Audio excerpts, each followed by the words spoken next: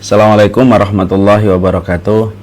Innal hamdalillah wassalatu wassalamu ala Rasulillah wa ala alihi wa sahbihi wa man tabi'ahum bi ihsan ila yaumil qiyamah. Kepada seluruh para sahabat kami, rekan kerja di Pertamedika yang semoga Allah rahmati, semoga Allah berikan kesehatan, dan yang tidak kalah pentingnya semoga Allah memberikan istiqomah di dalam setiap perjalanan ketaatan dan kebaikan. Karena tidak ada pertolongan Allah yang paling besar yang hadir pada kehidupan kita kecuali ketika kita diberikan sikap istiqomah. Sikap istiqomah di dalam menjaga niat, sikap istiqomah di dalam menjaga ketaatan kita, dan terutama yang tak kalah pentingnya adalah istiqomah di dalam menahan diri dari berbagai macam godaan dosa dan kemaksiatan. Alhamdulillah, tentunya kita senantiasa bersyukur betul kepada Allah atas apapun yang Allah berikan ke dalam kehidupan kita, karena seorang mukmin yang senantiasa memperhatikan pada kehidupannya, maka dia akan menjumpai betul betapa besarnya kenikmatan yang Allah anugerahkan dalam kehidupan kita, dalam perkara kecil ataupun perkara besar. Tidak ada satupun episode dalam kehidupan kita yang luput dari apa yang ditentukan oleh Allah, dan apapun ketentuan Allah selalu membawa kebaikan dalam kehidupan kita, yang menjadikan kita merasa buruk dengan apa yang ada pada kehidupan kita bukan karena buruknya kenikmatan dan bukan buruknya kebaikan yang Allah berikan kepada kita, tapi ketika kita merasa buruk pada kehidupan kita karena sesungguhnya hati kita terlalu keruh dengan berbagai macam dosa sehingga tidak mampu menangkap setiap kebaikan yang sudah Allah berikan pada kehidupan kita. Apapun yang kita miliki hari ini, ada yang sudah punya mobil, ada yang baru punya motor, ada yang sudah punya rumah, ada yang baru mengontrak rumah. Semua itu merupakan bagian dari kebaikan kita, karena pengaturan Allah merupakan pengaturan yang tidak pernah salah. Pengaturan Allah itu pengaturan yang mustahil mengenal kata khilaf, dan itulah yang menjadikan kita tenang. Sebagaimana kita tenang di dalam kehidupan, sebagaimana kalau kita melakukan perjalanan, kita selalu tenang di atas pesawat ketika pesawat kita tidak mengalami turbulence, padahal kita tidak mengenal siapa pilot yang memandu kita menuju kepada tempat tujuan. Harusnya kehidupan kita jauh puluhan kali lipat daripada ketenangan yang kita dapatkan ketika di atas pesawat. Kita harusnya tenang karena yang mengarahkan kehidupan kita, yang memiliki kehidupan kita adalah Allah. Sumber kegelisahan dan sumber keresahan yaitu adalah ketika kita tidak mengenal kepada siapa kita bersandar. Makanya Syekh Utsaimin menyampaikan melalui salah satu di antara perkataan beliau. Di antara perkataan beliau itu adalah salah satu sumber kegelisahan dalam hidup ketika manusia itu tidak mengenal kepada siapa dia menyembah, bagaimana namanya, bagaimana sifat-sifat sempurna yang dimiliki oleh Allah. Kalau kita tidak mengenal bahwasanya Allah itu adalah Ar-Razzaq, kita selalu akan memiliki rasa khawatir terhadap dunia. Kalau kita tidak mengerti Allah itu Asy-Syafi, Maha Penyembuh, maka kita pasti akan khawatir dengan berbagai macam penyakit ketika kita lupa bahwasanya Allah mampu untuk menyembuhkan kalau Allah berkehendak. Kalau kita tidak memahami Allah itu Al-Muqtadir yang menetapkan takdir dengan terbaik, maka mungkin kita akan selalu mencela setiap takdir yang menurut kita tidak sesuai dengan harapan kita. Nah, inilah yang menjadikan kita harusnya mengenal Allah. Dan setelah proses kita semakin mengenal Allah dengan sifat-sifatnya yang sempurna, itulah yang akan membentuk ketenangan dalam kehidupan kita. Makanya lihat ya, anak pejabat itu biasanya kalau ada apa-apa di jalan tenang, karena dia tahu bapaknya akan menolong dia ketika dia terlibat masalah di perjalanan. Nah, kalaulah anaknya pejabat saja yakin bapaknya yang pejabat saja akan menolong dia kalau ada masalah, harusnya kita lebih tenang ketika kita yakin bahwasanya Allah itu tempat kita bersandar, dan Allah itu tidak memiliki kekurangan dalam apapun itu. Makanya inilah yang menjadi kunci dalam kehidupan kita. Kegelisahan itu bukan karena apa yang datang dalam kehidupan kita kurang. Kegelisahan itu datang bukan karena kita tidak tahu apa yang tidak menentu di masa mendatang, tapi kegelisahan itu datang kalau kita tidak sadar kita ini beribadahnya kepada Zat yang memiliki sifat yang sempurna. Ketika kita tidak sadar tentang perkara pokok ini, nah inilah kegelisahan yang datang, keresahan yang kita jumpai, kekecewaan yang kita dapatkan. Semoga kita senantiasa bersandar kepada Allah dalam setiap perkara pada kehidupan kita. Allah sempurna di dalam namanya, Allah sempurna di dalam Zat-Nya, Allah sempurna di dalam setiap perbuatannya, dan harusnya kita semakin tenang Memang kehidupan ini yang menggenggamnya adalah Allah. Kepada Allah kita bersandar, kita bersyukur, dan kita menggantungkan segala urusan kehidupan kita. Siapapun yang sedang gelisah, kenali sifat-sifat Allah. Siapapun yang sedang sedih, kenali sifat-sifat Allah.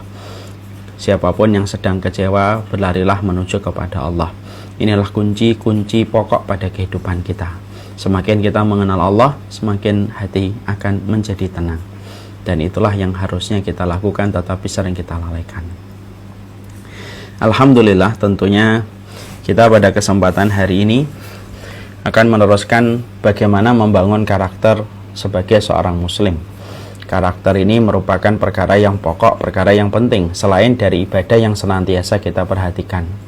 Salah besar kalau kita melihat seorang muslim hanya dari ibadahnya tetapi tidak memiliki karakter.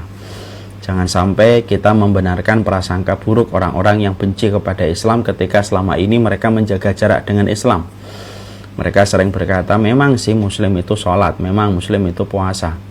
Tapi mereka ternyata rendah komitmennya, ternyata tidak menepati janjinya, ternyata sukanya kasar.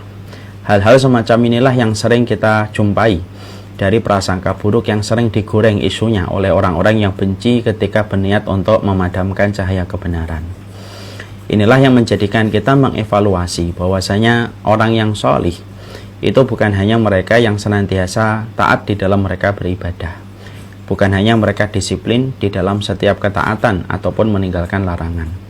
Orang yang sholih bukan hanya semata-mata bagaimana dia menjaga hatinya, tapi orang yang sholih itu berkarakter sebagaimana karakter yang dibangun di dalam Al-Quran. Dan inilah salah satu part yang banyak orang belum paham. Orang yang memahami kewajiban sholat sudah banyak. Orang yang memahami kewajiban puasa yang wajib dan puasa yang sunnah, sudah banyak. Orang yang memahami tentang kewajiban atau keutamaan sholat tahajud banyak betul.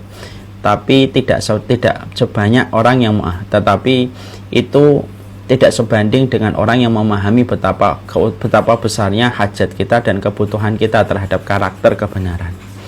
Di mana karakter kebenaran itu harus memiliki cita-cita yang tinggi, harus senantiasa menetapkan role model yang dia iri tetapi mengasah potensi dirinya, harus senantiasa serakah terhadap waktu, tidak boleh membiarkan pikirannya berhenti, senantiasa push the limit, dia selalu memberikan penekanan kepada dirinya untuk memberikan hasil yang terbaik dalam kehidupannya. Maka justru karakter-karakter inilah yang banyak tidak kita ketahui. Padahal Quran itu bukan hanya melulu menyampaikan tentang masalah kewajiban sholat, kewajiban jihad, kewajiban puasa, tapi Quran itu juga menjadikan kita bagaimana kita berkarakter, menghargai waktu, itu ada di dalam Al-Quran. Bagaimana kita menjadi orang yang terbaik dan tidak boleh menjadi orang yang recehan dan orang yang pinggiran, itu juga ada di dalam Al-Quran. Bagaimana kita diperintahkan untuk iri kepada orang-orang solih dan orang yang taat di dalam hartanya dan ilmunya, itu juga ada di dalam hadis. Dan inilah hal-hal yang terkadang justru kita tidak ketahui. Membangun karakter bagaimana kita menjadi muslim hebat, bukan untuk sombong di hadapan manusia, tetapi hebat di hadapan Allah dengan karakter kuat yang kita lakukan. Sekarang setelah kita kemarin membahas, kalau tidak salah ada 7 item yang sudah kita bahas. Orang-orang yang berkarakter besar, orang-orang yang berkarakter kebenaran, yaitu adalah mereka yang memiliki niat yang benar. Dia menyandarkan apapun yang dia inginkan, lalu dia ikat keinginan dan cita-cita yang dia miliki hanya kepada Allah. Siapapun yang telah mengikat cita-citanya kepada Allah, maka Allah yang akan menyempurnakan proses akhirnya. Yang kedua, dia memiliki cita-cita yang besar. Jadi seorang mukmin tidak boleh memiliki cita-cita yang rendah. Dia harus memiliki cita-cita yang besar. Saya ingin punya pabrik yang mana seluruh karyawannya nanti taat kepada Allah dengan aturan-aturan yang saya buat supaya mereka berilmu dan mereka beramal. Contoh, saya ingin menghafalkan Quran, saya ingin anak saya hafal Al-Quran, saya ingin anak saya pergi ke Madinah, saya ingin anak saya pergi ke Mesir. Itu termasuk cita-cita yang besar, dan itu diajarkan oleh Al-Quran. Waja'alna lil muttaqina imama, sebagaimana yang kita baca pada surat Al-Furqan 74. Kemudian yang ketiga, kita orang yang besar itu harus memiliki hasad. Dia harus memiliki dengki. Hasad itu adalah sebuah menanamkan iri hati untuk melejitkan potensi diri. Artinya ada dua orang yang harus kita jadikan role model pada kehidupan kita, yaitu adalah orang yang memiliki harta yang banyak lalu dia menggunakan hartanya di jalan Allah, dan orang yang berilmu lalu menggunakan ilmunya di jalan Allah. Itu pun juga harus kita miliki supaya kita senantiasa memiliki sebuah pandangan yang tertuju kepada orang yang kita jadikan role model. Makanya tidak boleh orang mukmin kecuali dia harus memiliki role model yang tepat. Dan sunnah itu melingkari dalam dua hal.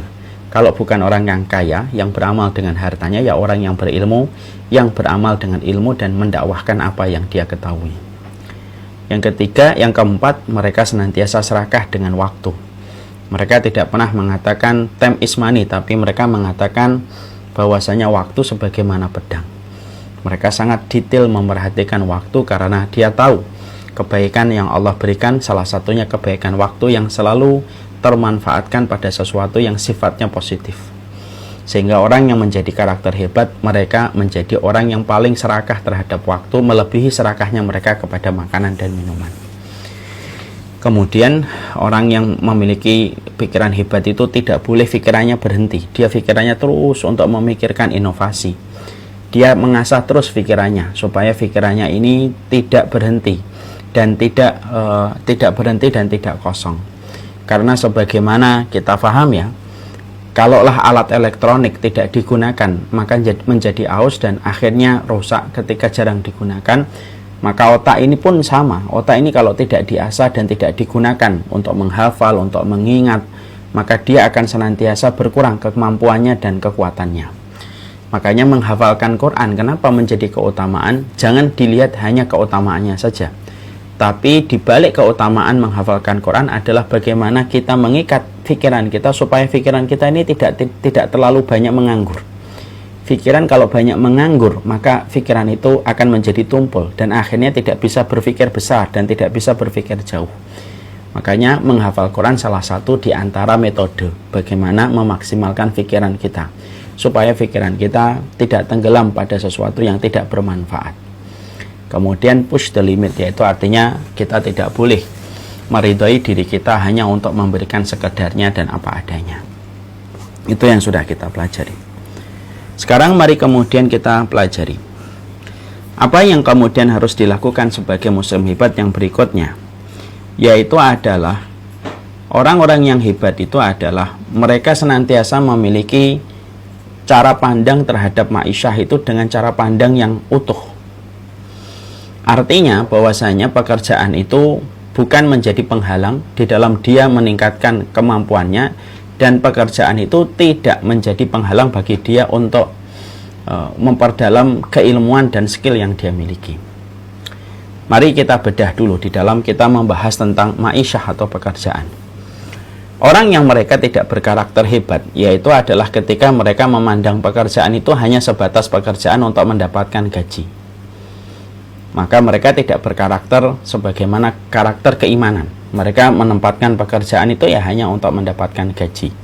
Makanya banyak orang merasa kurang di dalam apa yang dia lakukan ketika dia bekerja, karena dia hanya mengejar gaji. Yang mengejar gaji itu yang nggak akan pernah memberikan kecukupan.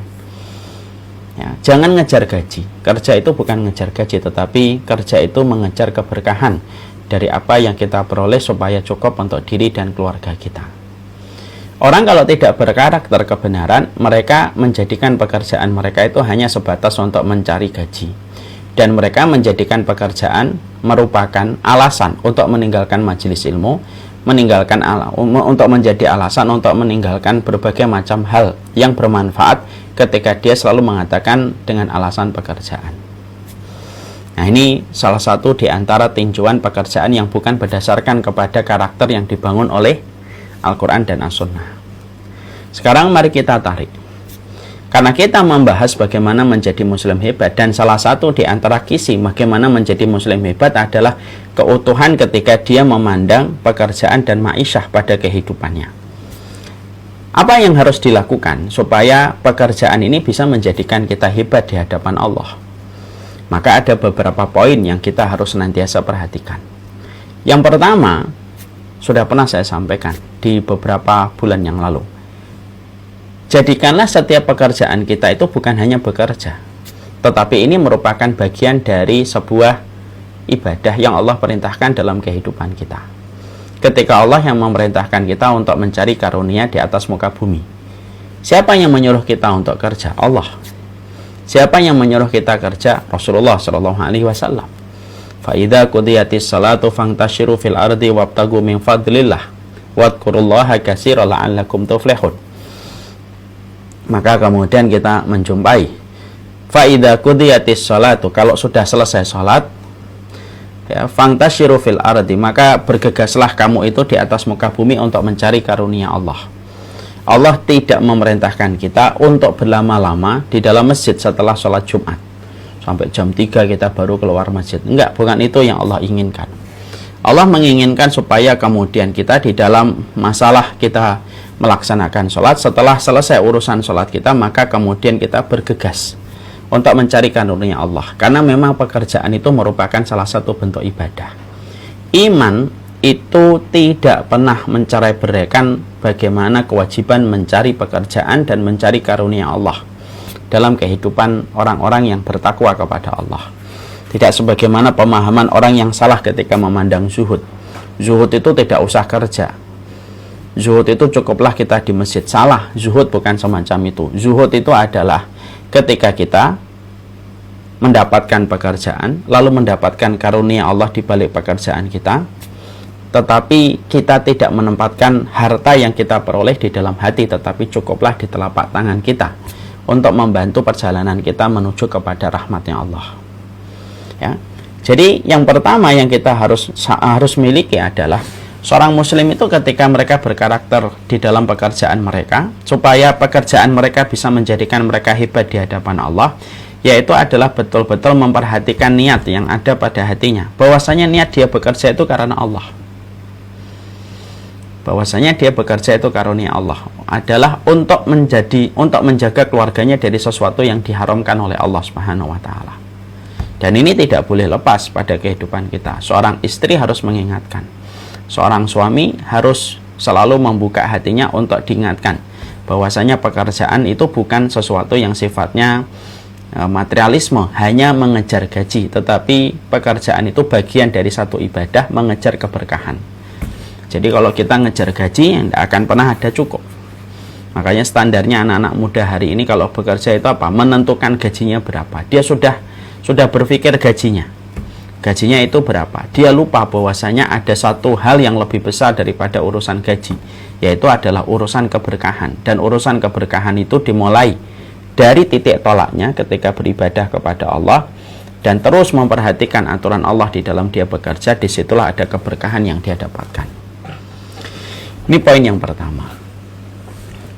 Poin yang kedua, tentunya ketika menjadikan pekerjaan kita menjadi sebuah pekerjaan yang akan menjadikan seseorang itu adalah memiliki kedudukan hebat di sisi Allah Subhanahu wa taala, yaitu setelah kita menempatkan bagaimana niatan kita adalah semata-mata karena Allah Subhanahu wa taala. Yang kedua, di dalam pekerjaan kita tentunya kita senantiasa terikat dengan aturan-aturan yang ada di dalam kitabullah dan sunnah. Kita tidak tergiur untuk mendapatkan sebuah pekerjaan atau sebuah rezeki dari sesuatu yang haram. Redupnya kualitas manusia itu kalau dia sudah tersentuh dengan sesuatu yang haram. Ya. Orang nggak akan mungkin menjadi muslim hebat kalau kemudian dia masih tersentuh dengan sesuatu yang haram. Orang itu akan betul-betul bersinar ketika dia mampu meninggalkan yang haram dan tidak mengenyangkan perutnya dengan sesuatu yang haram. Makanya betul kata Imam Ibnu Qayyim, kalau ada orang bekerja lalu dia sudah mengenyangkan hidupnya dengan sesuatu yang haram, Allah cabut itu,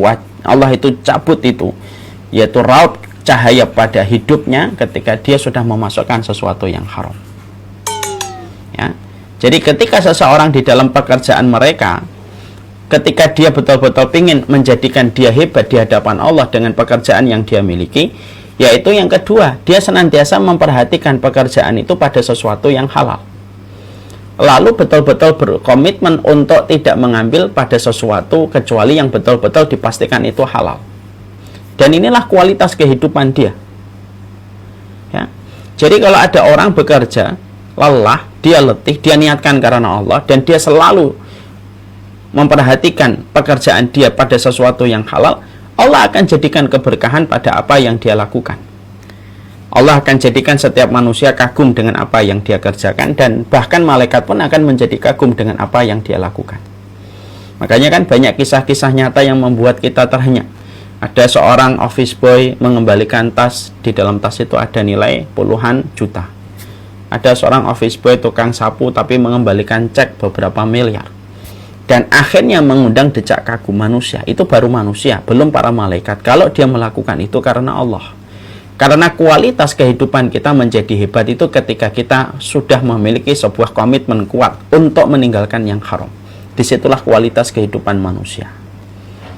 Ya, disitulah kualitas kehidupan manusia itu dimulai itu di situ. Karena ketika kita sudah memperhatikan yang halal, lalu betul-betul kita berkomitmen untuk tidak mengambil yang haram, doamu akan menjadi doa yang mustajab. Keluargamu akan gampang diarahkan di dalam ketaatan. Dan anakmu akan mudah dididik dengan aturan-aturan yang engkau inginkan dari apa yang diinginkan oleh Allah ketika itu dimulai dari sesuatu yang halal. Ya.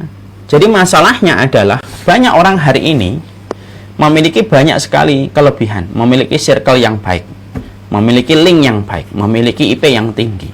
Tapi semua itu menjadi redup seketika ketika dia sudah tersengat dengan sesuatu yang haram.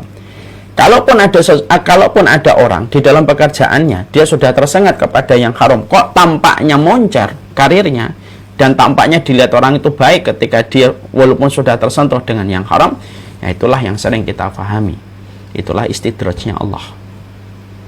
Karena pada dasarnya secara hukum dasar apapun itu, kalau sudah tersentuh dengan yang haram, pekerjaan kita kalau sudah tersentuh dengan yang haram, semua kualitas kebaikan kita di hadapan Allah menjadi hilang.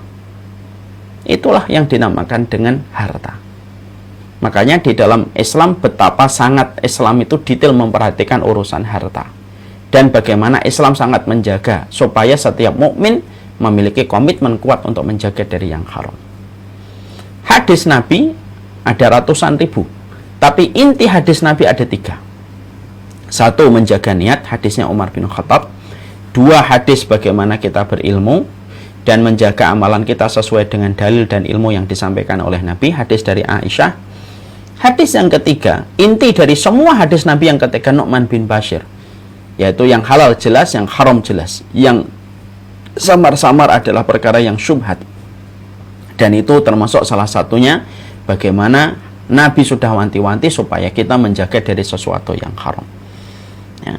Makanya kita menjumpai bagaimana Rasulullah pun sangat kuat bagaimana menjaga diri dan keluarganya dari sesuatu yang haram. Makanya pernah mendapati cucunya masuk ke rumahnya beliau makan kurma zakat.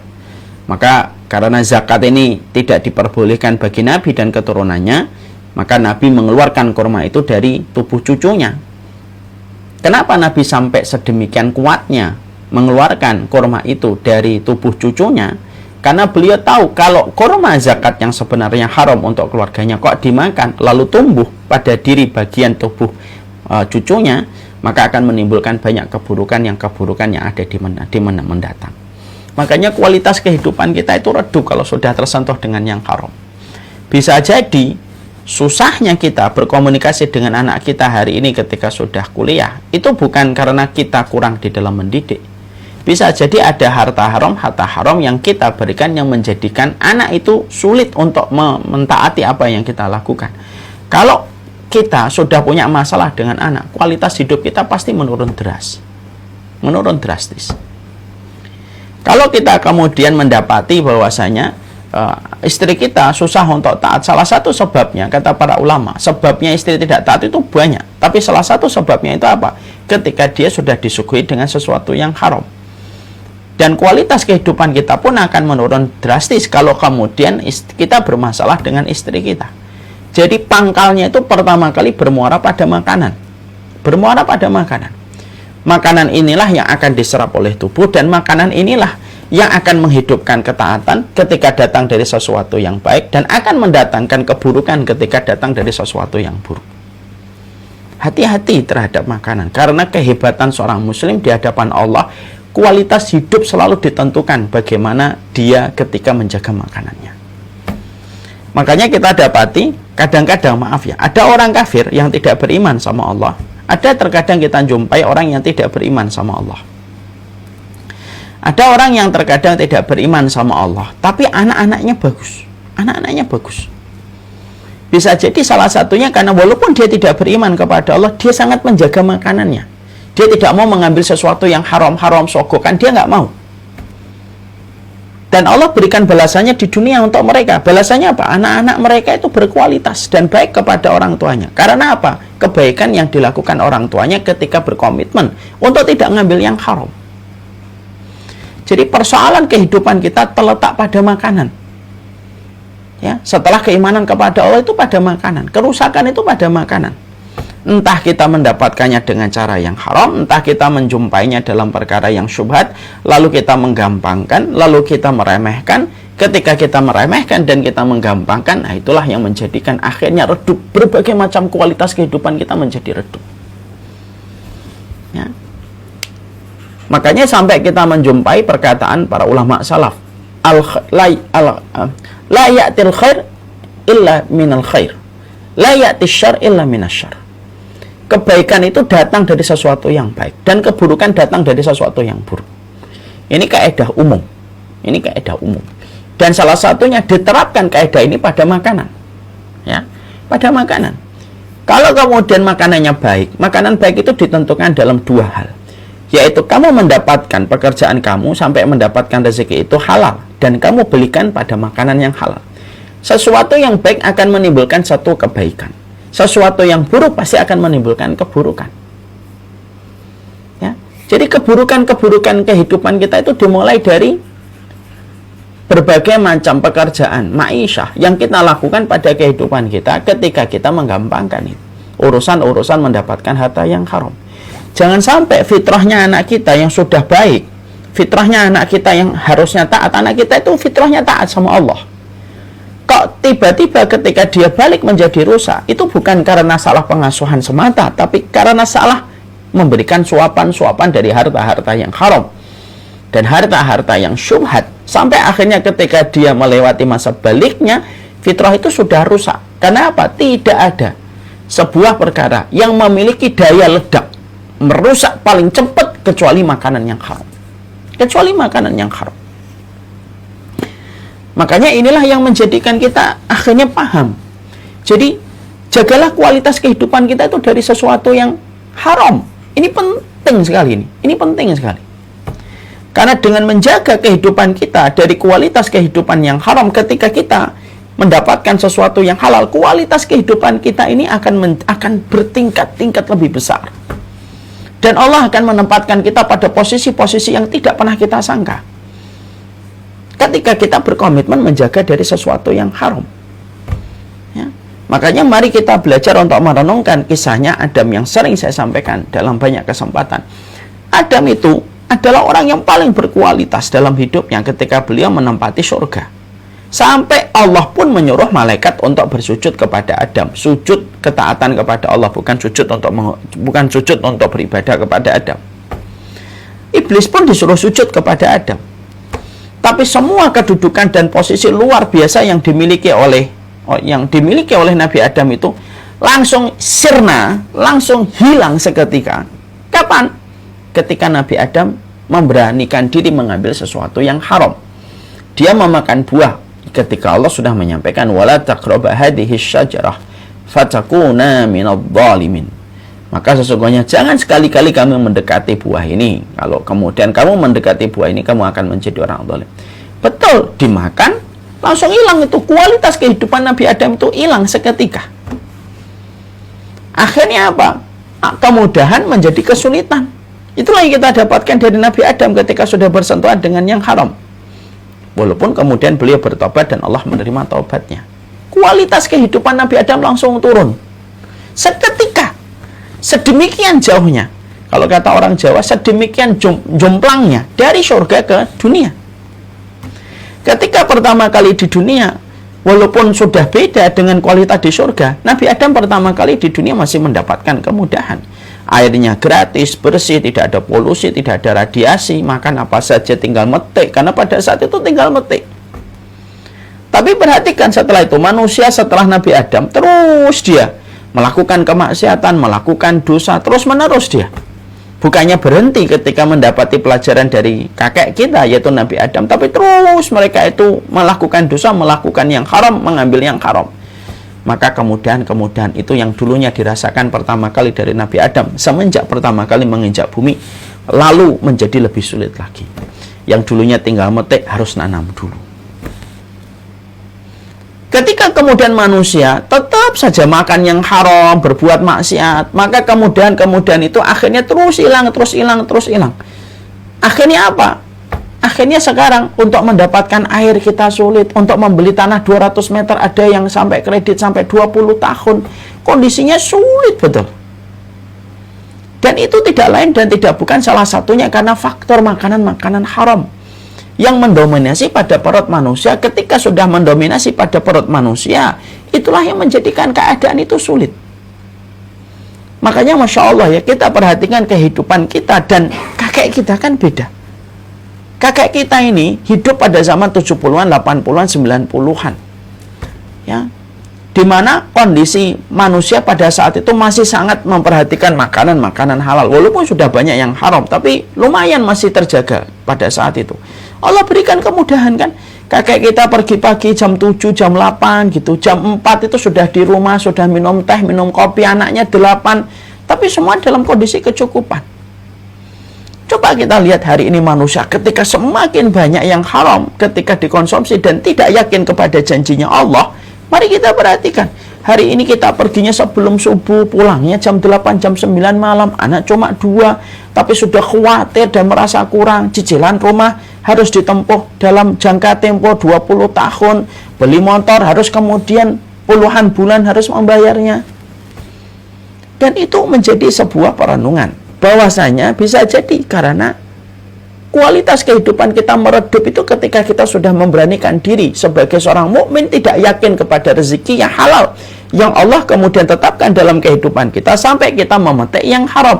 Tidaklah engkau memetik buah yang haram kecuali akibat yang kamu bayarkan itu lebih daripada buah yang kamu makan. Bahkan cara membayarnya dengan pohon bisa jadi dengan pohon-pohon sekaligus kita harus membayar dari satu buah yang kita makan dari sesuatu yang haram. Ya. Makanya Rasulullah SAW sampai menyampaikan kepada kita sebuah berita dengan sebuah berita yang indah.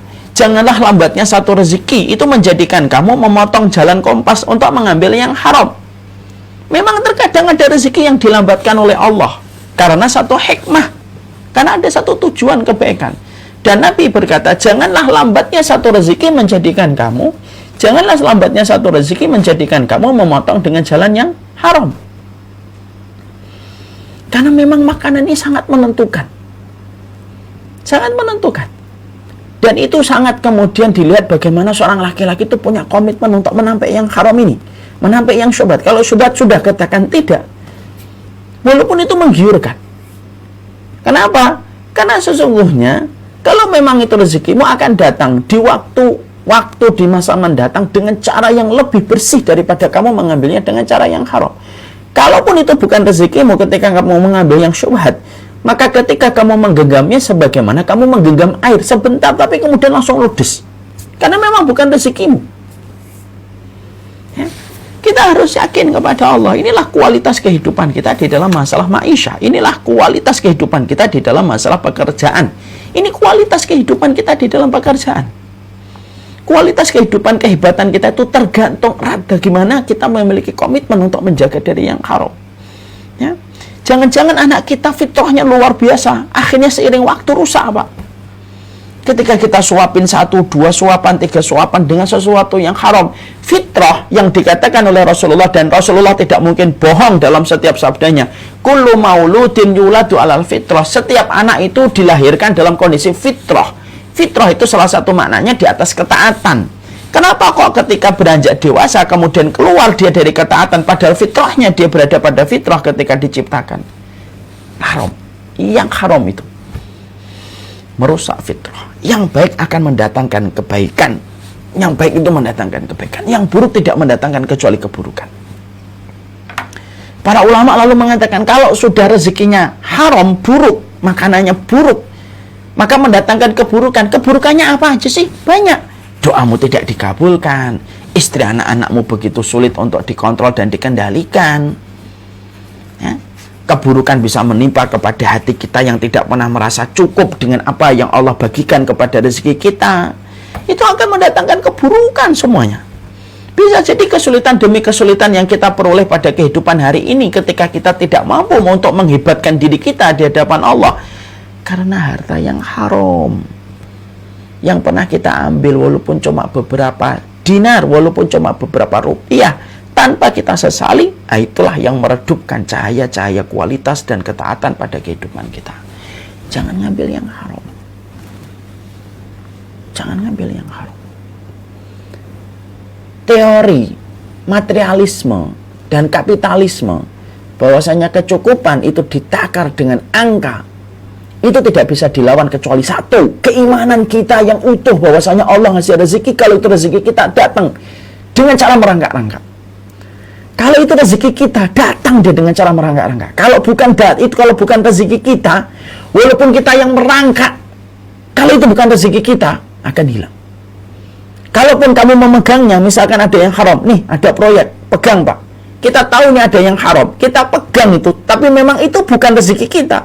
Kita kayak memegang air, mungkin kita kayak memegang, tapi kita cuma mendapatkan basahnya, tapi volume airnya sudah jatuh ke tempat yang lebih bawah. Karena memang bukan tempatnya kita, bukan tempatnya di tangan kita. Sering nggak kita menjumpai banyak orang ketika hijrah? Sering saya perhatikan bagaimana orang-orang yang hijrah itu, mereka cerita, dulu saya pendapatannya segini-segini, tapi tidak bisa apa-apa, Ustaz. Sekarang saya itu, gaji saya cuma segini, tapi cukup, alhamdulillah bisa beli ini, bisa beli itu. Coba, ini tidak bisa di breakdown dalam teori ekonomi makro ataupun mikro. Ini hanya bisa diimani ketika kita punya keimanan utuh kepada Allah Subhanahu wa Ta'ala. Makanya Islam itu keyakinan. Nah, kalau kita nggak yakin ya susah. Makanya ada Islam, ada kemudian iman. Karena memang bicara tentang keimanan. Ini bicara tentang keimanan kita. Nah, inilah yang kemudian menjadikan akhirnya kita memahamkan potensi kita itu akan betul-betul kualitas di dalam pekerjaan kita. Kalau kemudian kita betul-betul menjaga dari yang haram. 3 juta yang halal disikapi dengan yang halal, insya Allah pasti Allah akan ngatur kecukupannya, dan itu mudah bagi Allah, kun fayakun itu jadi. 10 juta dari yang haram, Allah akan jadikan 10 juta itu minta tumbal kalau memang datang dari yang haram. Ingat ya, sesuatu yang haram itu selalu meminta tumbal. Saya ulang kembali, sesuatu yang haram itu pasti meminta tumbal. Dalam tanda kutip.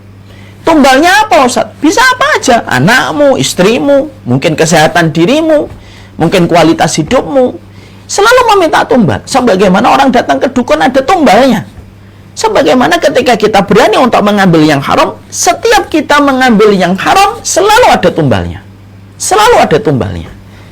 Makanya itulah yang dikatakan oleh para ulama, apa yang kita ambil dari yang haram tidak sebanding dengan konsekuensi yang harus kita bayarkan ketika kita sampai ngambil yang haram. Sudah, jangan tergiur dengan yang haram walaupun itu begitu besar. Karena itu ada tumbalnya yang kemudian nanti akan kita bayar sebagai bentuk hukuman Allah dalam kehidupan kita ketika kita memberanikan diri untuk mengambil yang haram. Pertanyaan kita, Ustadz, kenapa Allah itu marah sama mereka yang mengambil harta yang haram? Karena orang yang mengambil harta yang haram, satu, dia melanggar batasan Allah. Yang kedua, dia tidak yakin kepada rezeki halal yang sudah ditentukan oleh Allah. Itu yang menjadikan Allah murka kepada mereka yang mengambil dengan harta yang haram. Jadi inilah kemudian yang kita harus paham gitu. Sesuatu yang haram itu pasti meminta tumbal gitu. Dan banyak sekali hari ini karena orang sudah tidak mengerti betapa kita hidup pada satu zaman yang dikatakan oleh Rasulullah, la yubalil mar'u min aina akhadal mal, ahwa halal am huwa haram. La yubalil mar'u. Kita hidup pada zaman kata Rasulullah mengatakan apa? Orang itu tidak peduli bagaimana dia mengambil hartanya, yang halal atau yang haram. Tidak peduli lagi. Karena sudah tidak ada lagi keimanan kepada sifat rezeki Allah. Ketika ini sudah rusak, basirahnya rusak, furqannya sudah rusak, mereka tidak peduli mengambil yang haram. Silahkan ngambil yang haram, tapi kamu harus siap dengan tumbalnya. Kamu harus siap dengan tumbalnya. Dan inilah yang kemudian kita sering lupakan gitu. Gak mungkin Pak kualitas kehidupan kita itu diambil dari sesuatu yang haram. Gak mungkin orang itu berkualitas dalam hidupnya itu akan bersinar di hadapan Allah kalau dia itu mengambil yang haram. Karena yang haram itu meredupkan setiap nur. Akan meredupkan nur sholatmu, akan meredupkan nur puasamu, akan meredupkan nur amar ma'ruf nahi mungkarmu.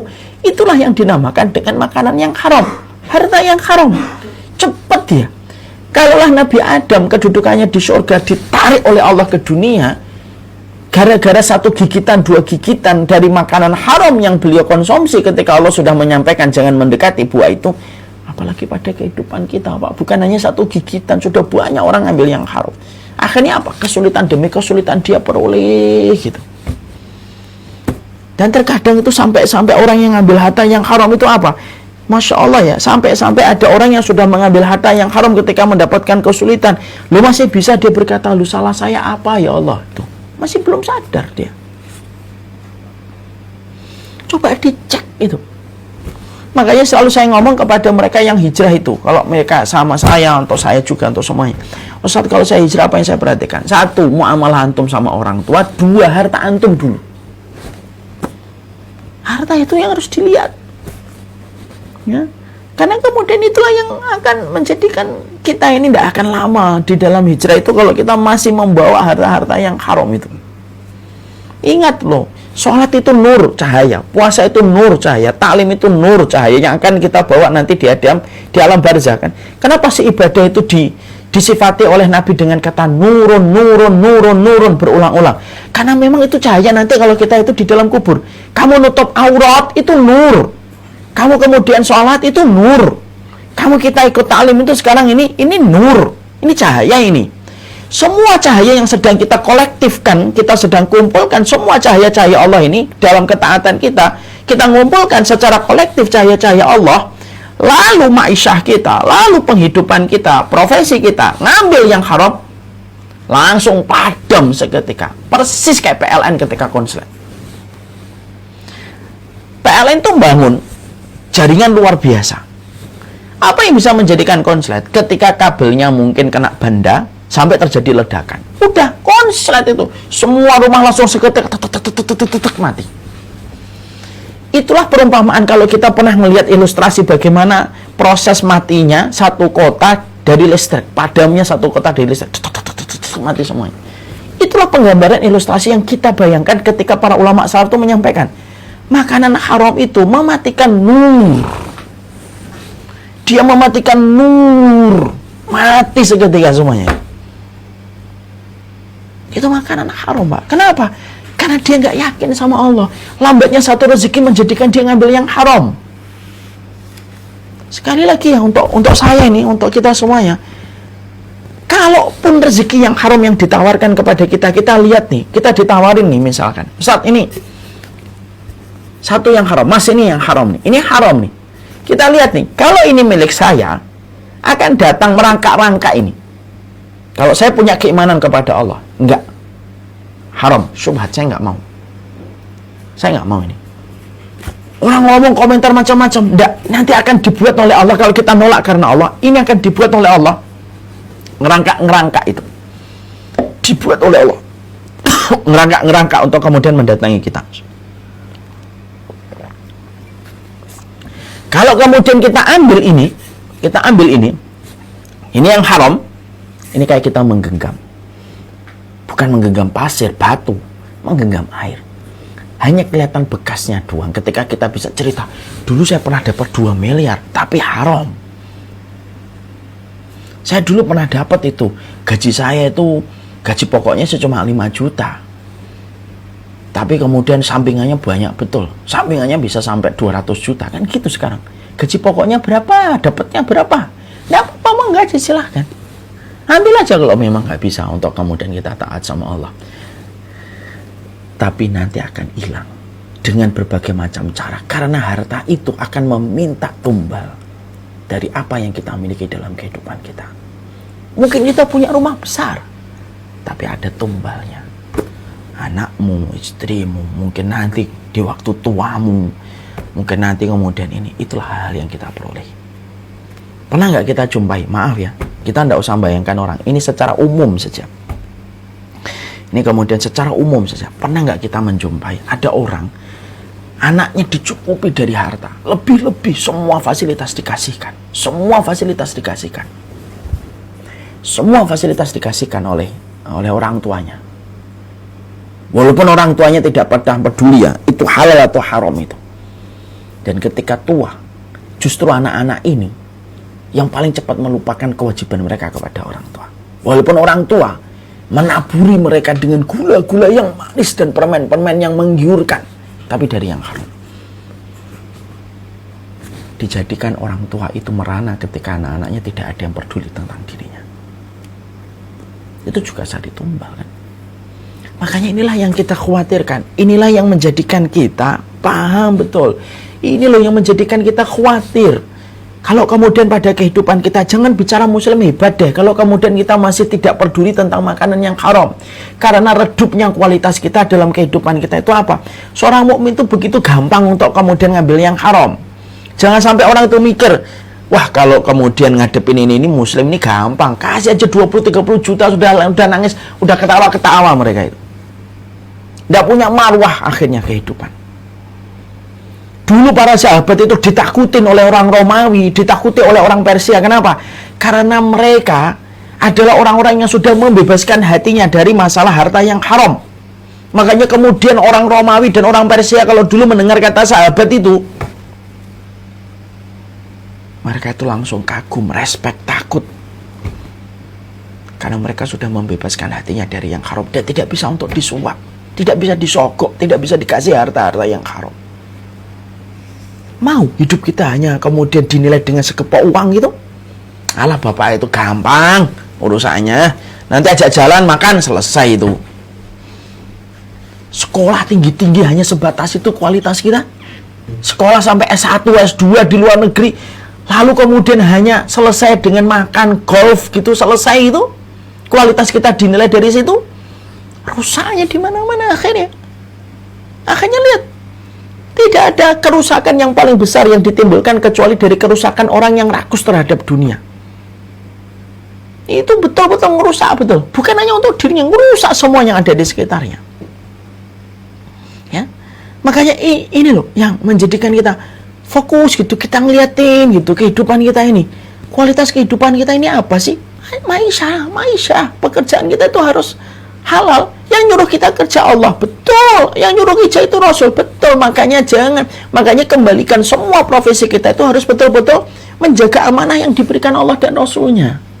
Jangan nyari gaji. Nyari gaji itu hidup itu susah. Nyari berkah dari apa yang kita lakukan. Pokoknya saya mulai bulan ini saya tidak nyari gaji, saya nyari berkah. Bismillah, pasti Allah bedakan itu dengan orang yang cuma nyari gaji. Ya, jadi potensi kita itu terasa gitu. Dalam kebaikan kualitas kita itu akan terjaga, Pak. Dan Ibu, jadi dokter, jadi apapun, kalau kita jagain dari jatuhan haram. Ya. Saya itu pernah jumpai langsung ya sebuah kisah. Ada orang ninggalkan uang cuma 1,5 M, 1,2 M, yang satu kemudian mungkin puluhan M. Yang puluhan M itu dalam seketika habis, Pak. Gak ada sisanya. Yang 1,2 M ini masih terjaga sampai bertahun-tahun. Masih bisa dirasakan manfaatnya oleh anak cucunya. Pernah kita jumpai, Pak? Mungkin ada orang kaya raya ketika hidup. Mungkin hartanya itu triliunan. Tapi ketika mati, gak waktu 10 tahun, gak perlu 20 tahun. Anak-anaknya bisa terlilit utang sampai puluhan miliar itu. Padahal dulunya orang tuanya meninggalkan mungkin triliunan. Kenapa kok sedemikian cepatnya hilang gitu? Padahal nilainya lebih besar daripada yang lainnya. Karena memang tidak ada berkah. Kalau harta itu tidak berkah, ibarat baju tidak ada pengaitnya. Dia jatuh dia. Kalau kemudian baju tidak ada pengaitnya itu gimana? Kan nggak bisa tergantung deh. Set jatuh, dia set jatuh, dia set jatuh. Harta itu kalau tidak ada berkahnya itu kan gitu. Tidak ada pengaitnya. Terus saja dia. Pengaitnya itu keberkahan. Makanya kan ada orang tua ninggalin harta warisan untuk anaknya 1 M, tapi anak itu bisa ngerasain betul 1 M itu sampai bertahun-tahun mendapatkan kebaikan dari 1 M yang berkah yang dulu diturunkan dan diberikan harta warisan oleh bapaknya. Loh, ada sisi yang lainnya, ada orang ninggalkan warisan puluhan miliar. Loh, dalam waktu sekejap anak-anaknya itu langsung habis itu hartanya. Itulah namanya hilang keberkahan.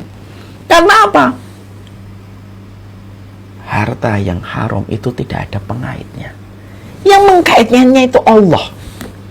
1M dikait sama Allah, ceklek. Bertahan itu, dimanfaatkan dan akhirnya menjadi kebaikan untuk keturunannya. Bapak, saya, dokter, suster, semuanya.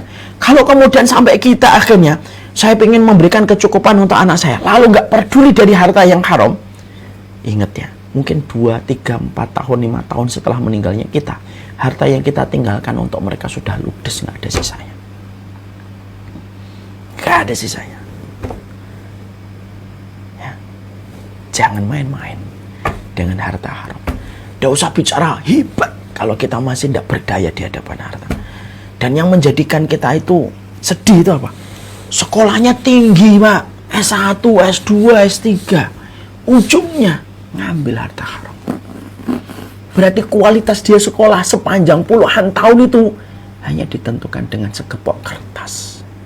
Yang lebih rendah lagi, dia dinilai orang lain hanya sebatas pada uang yang kita bisa kasihkan untuk dia. Kalau dia macing cai, bisa kata atur kapan lah gitu. Kehidupannya hanya diukur dari sebatas kertas. Naudzubillah min dzalik. Ya, inilah yang kemudian menjadikan kita memahami betul. Jangan main-main sama harta yang haram. Tidak boleh main sama harta yang haram. Wallahu a'lam bishawab. Ini yang dapat saya sampaikan. Saya serahkan kembali ke Pak Eka.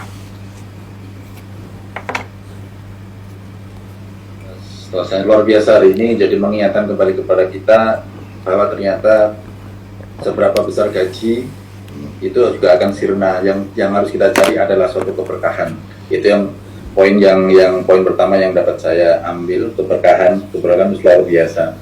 Kemudian jangan coba-coba mencari atau mengambil sedikit pun dari harta yang haram. Dan ada pertanyaan saya, Ustaz, jadi gini.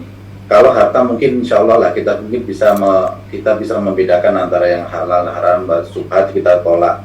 Tapi kadang ada tadi kan disampaikan oleh Ustaz adalah makanan, Ustaz. Nah kita kadang ditraktir atau dikirimin makanan, kita nggak ngerti tuh itu halal atau haram atau kita ragu-ragu. Nah itu cara ininya gimana, Ustaz? Kalau kita dikasih hadiah, iya, kalau kita dikasih hadiah, Bapak, dan hadiahnya itu kita tidak tahu, ya kita hukumi aja secara dohir. Karena kita kan tentunya tidak bisa ya, mungkin kita tidak bisa punya kesempatan untuk menanya secara detail ya. Ya sudah, kalau memang kita nggak ngerti, bismillah saja. Ya, kalau kita dapatkan hadiah itu, wallahu a'lam bishawab. Baik, Ustaz. Jadi dilihat secara dohirnya ya saja. Dan ya. Ini jadi menjadi perhatian kita. Begitu kan kadang nggak enak juga ya. Ini lu dapat dari mana gitu kan, nggak enak juga kadang nanya ya. Dibeli di mana gitu kan, kadang nggak enak juga. Baik, mungkin ada pertanyaan mungkin dari teman-teman mungkin yang lain. Boleh satu aja, Bapak. Ya. Satu aja boleh, Pak Eka. Saya harus cepat balik lagi ke rumah jaga gawang lagi. Oh iya, apa Ustaz.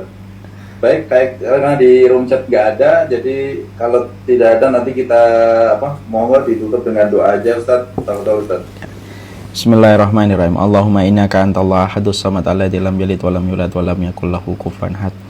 Ya Allah, ya Rahman, ya Mujibas sa'ilin, cukupkanlah kami dengan yang halal ya Allah, dan jauhkanlah kami dari yang haram. Dekatkanlah rezeki-rezeki yang halal yang membawa kebaikan, kelapangan urusan barzah kami ya Allah, dan jauhkanlah segala macam harta, segala macam rezeki yang membawa kemadharatan, keburukan, kerusakan untuk kami, keluarga, dan anak-anak kami, dan kehidupan kelak di akhirat kami. Jadikanlah setiap harta yang kami dapatkan baik untuk agama kami, baik untuk akhirat kami, dan baik untuk kelangsungan hidup kami menuju kepada kematian. Jauhkanlah kami dari berbagai macam harta yang buruk untuk agama kami, buruk untuk dunia kami, dan buruk untuk kelangsungan hari-hari kami mendatang. Hanyalah Engkaulah yang mengunci setiap perbendaharaan rezeki, dan hanya Engkaulah yang mampu membuka setiap apa yang terkunci. Berikanlah kebaikan dan keberkahan dari apa yang kami lakukan. Cukupkanlah ya Allah, cukupkanlah apa yang kami peroleh, cukupkanlah apa yang kami beli sesuai dengan apa yang menjadi kebaikan hidup kami. Wassallallahu ala nabiyina Muhammad walhamdulillahirabbil alamin. Amin amin ya rabbal alamin. Jangan lupa ngikutin Samilah Series yang keempat, The Day After You Die. Pak Pertamedika dapat undangan ke studio kapan, Bapak Eka? Tanggal 20 ya Ustaz ya, laga premier ya. Ya, jangan sampai nggak datang, rugi banget nggak datang. Jadi semua majelis taklim yang sudah kami undang, alhamdulillah dengan izin Allah dan Allah yang maha menolong, mereka sangat terkesima, terpesona dengan apa yang mereka lihat di rumah dakwah. Sekaligus nanti jalan-jalan ke rumah dakwah. Saya selalu menyampaikan ke tim, setiap majelis taklim bukan hanya sekedar mereka mendapatkan jadwal. Enggak, saya enggak mau kayak gitu. Mereka keluarga. Saya harus tahu apa yang bisa saya bantu untuk mereka, dan mereka pun harus tahu visi dan misinya seorang guru. Kadang-kadang hubungan guru dengan murid itu kayak hubungan guru di SMP, SMA, kuliah. Nyampaikan materi selesai. Enggak boleh kayak gitu. Hubungan kita di dalam ukhrawi itu harus lebih daripada itu. Makanya dengan nanti kami mengundang supaya kita semakin bisa meningkatkan kualitas persahabatan kita dan betul-betul merealisasikan apa yang menjadi doa-doa saya sepanjang saya menyampaikan setiap kalimat, menjadi keluarga di antara keramaian umat. Itulah yang saya inginkan. Barakallahu fikum, senang sekali berjumpa dengan semuanya. Allah memberikan keberkahan untuk kita dengan harapan yang terus kita minta kepada Allah. Salam buat semuanya. Assalamualaikum warahmatullahi wabarakatuh. Waalaikumsalam warahmatullahi wabarakatuh. Mudah-mudahan dilancarkan Ustaz, disehatkan Ustaz ya. Amin insyaallah. Amin. Ya, insyaallah kami dapat tanggal 20 insyaallah. Amin. Tanggal 20 ke rumah dakwah Samilah insyaallah. Maaf ya acaranya Mas Eka. Udah, Mas Iwan. Alhamdulillah, jazakumullah khair. Hari ini kita kajiannya harusnya 3, tapi qadarullah karena memang berjaga-jaga di rumah, 1 saja Muslim Hebat hari ini. Semoga bermanfaat. Saya mencintai semuanya karena Allah. Yuk terus kita bangun kebersamaan kita. Jangan lupa sharing, berdakwahlah, sampaikanlah kepada semua yang belum paham, sampaikanlah kepada mereka yang belum mengerti. Ayo, karena kewajiban kita kepada ilmu 4: berilmu, beramal, berdakwah, lalu bersabar. Jadilah kalian duta-duta ilmu, jadikanlah kalian itu duta-duta Samilah yang terus membersamai kami di dalam setiap program-program kebaikan dan ketaatan di jalan Allah, memiliki komitmen kuat untuk menebarkan ilmu. Ya, ajak orang untuk terus belajar. Yuk kita belajar untuk mendekat kepada Allah, dan kita belajar bagaimana menjadi saudara-saudara yang terbaik bagi orang yang beriman dan saudara-saudara kita satu bangsa yang tidak menyakiti dan tidak memusuhi kita. Assalamualaikum warahmatullahi wabarakatuh.